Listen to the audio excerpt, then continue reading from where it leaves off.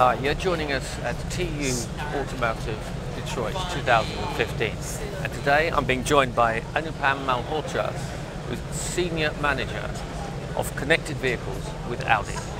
Thanks for joining me. How are you? I'm fine, thank you. First of all, can you explain to us your role within the company, within Audi?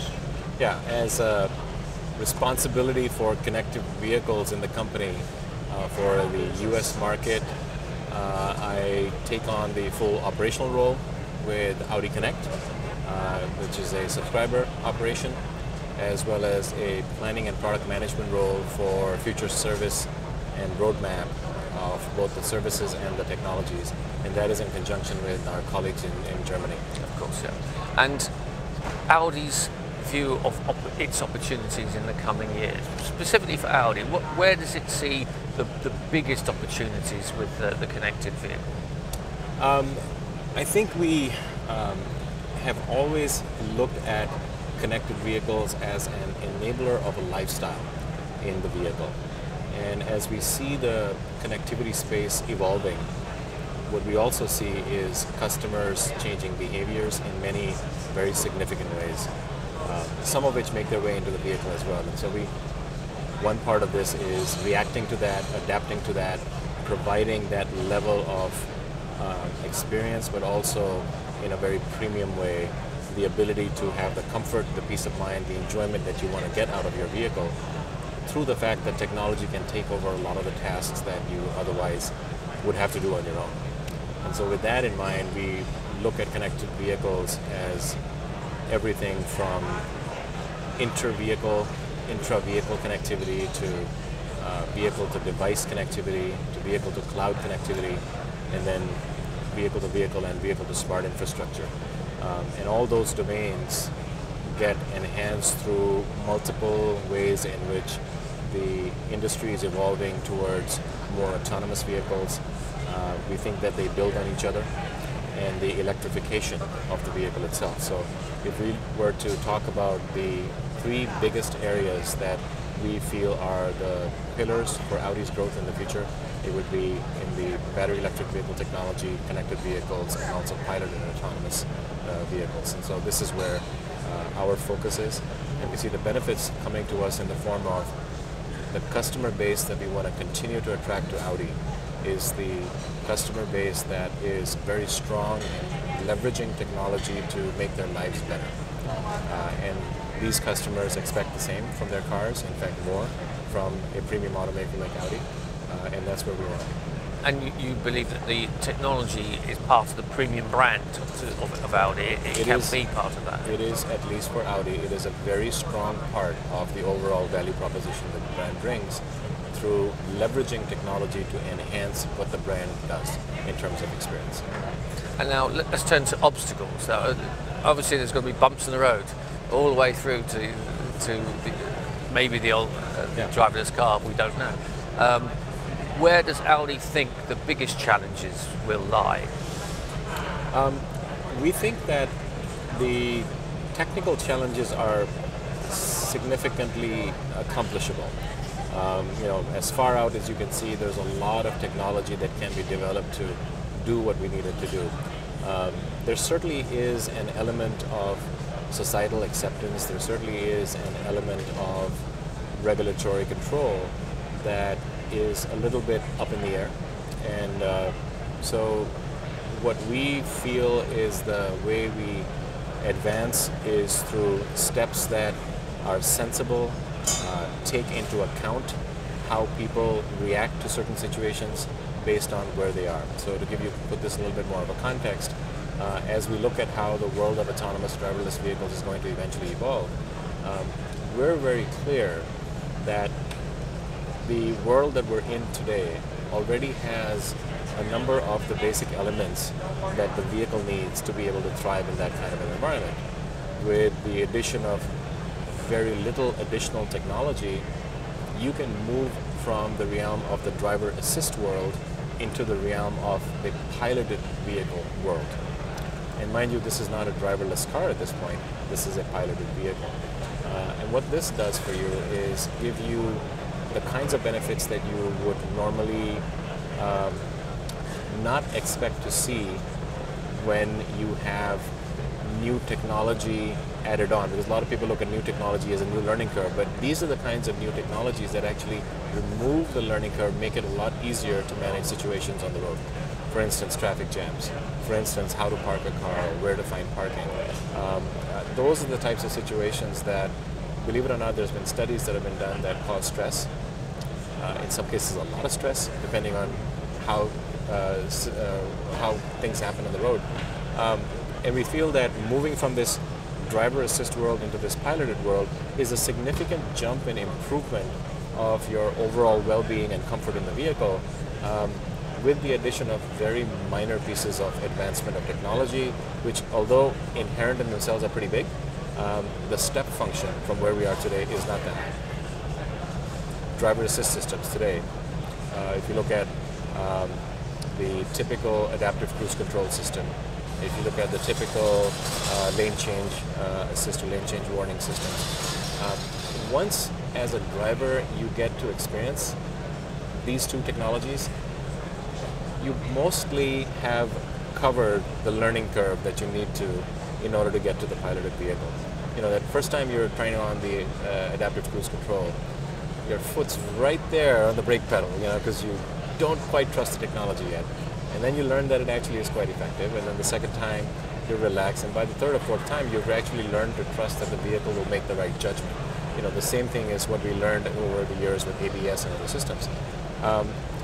With the piloted vehicles, through the addition of, you know, some linear sensors, as a driver, you've already learned all the behaviors that you need to learn for the piloted vehicle, with the exception of how do you introduce piloted mode and how do you react to when the vehicle tells you to come back and control. And so those are not difficult learning environments, but what we find is when we've tested these with journalists and with other members that we've tested with, the comfort level that you sense with the vehicle when it's driving on its own, compared sometimes to when you have to take over the driving, is so much better that it's almost astonishing to a lot of people. And that's where we think that getting that experience in front of the customers, giving them the opportunity to experience these technologies of today and advance to the next level in the future will do a big enabler, will be a big enabler for getting us through this initial hump so that we enter the realm of driverless cars. Now from there, the path to the driverless car is fairly long. There's a lot that needs to be happening in order for a car to completely be driverless. And it's a great vision. It puts a lot of challenges in place that need to be overcome, and technically these can be outlined and these can be designed and developed to the point that they can be resolved over time. But what we feel is that once that first step of moving into the piloted world is made, the next steps will come as incremental, tiny evolutionary steps that will ultimately lead us to that world. And without your even knowing it, all of a sudden, voila, you are in that world. Well, let's take hold of that vision and apply it to as Audi will see it. I mean, Audi obviously has already proven driverless capabilities in the Nürburgring, for example, in Germany, with a race car beating a driven car by 5 seconds of all things. So that Audi's already proved it's there, the technologies are already there. But how will it affect Audi as a business, in as much as Ford have already come out and say they're going to have to slash their production by something like 60%. For Audi as a perceived premium brand, is that going to be mirrored with Audi, or will there be a different approach, do you think?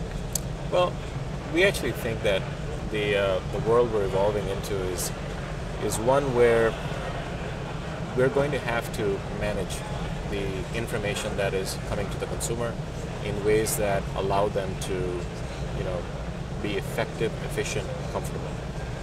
The vehicle is meant for enjoyment. There was a time when you bought cars and it was a pleasant experience, and then it's become basic transportation over the years.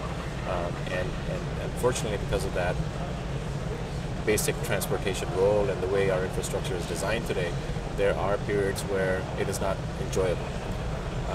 And if you can give back some of that time, and if you can give some relief in terms of how much stress you're carrying at that time.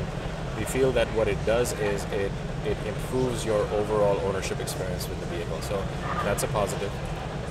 The manufacturers that are going to be moving in this direction will see customers come to those directions. Now, beyond that, as we get further out into that driverless world, there are so many more interesting ways in which the business models could evolve. I mean, clearly we are at a juncture where the ownership model, which is predominant now, is somewhat being questioned in city environments, in other environments where transportation needs are different, by the usership model. And we think that that balance will probably evolve over time from dominantly ownership types of approaches today to a little bit more of a percentage of usership type approaches. But even with that, you have to realize that the usership model inherently drives more usage of the product versus the ownership model. And as a result of that, the product's going to maybe need to be replaced sooner or serviced more. And so that drives a different type of an ecosystem, and then the business benefits that derive from there are probably going to be a lot different. So we don't see our business slowing down. We actually think our business is improved, our customers' lives are improved. We think overall the society becomes a better place to live.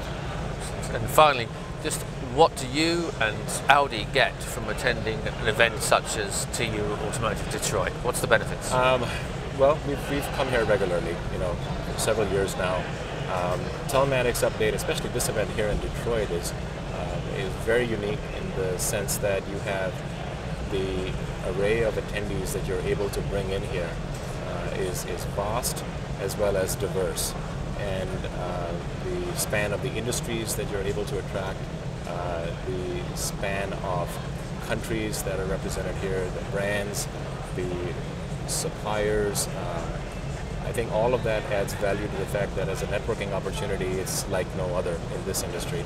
But beyond that, I think over the times, I've observed how the conference itself has evolved from being focused purely on telematics to, moving into UBI when that became a big thing, and now that autonomous driving is becoming a bigger part of the dialogue. I've seen the agenda adapt to that. A lot of the conversation is adapting to that. So clearly, you're evolving with the times, and I think that's one of the inherent values that most people who come to this conference derive, is that you're talking about the current issues. And this is where you might be here to learn something new.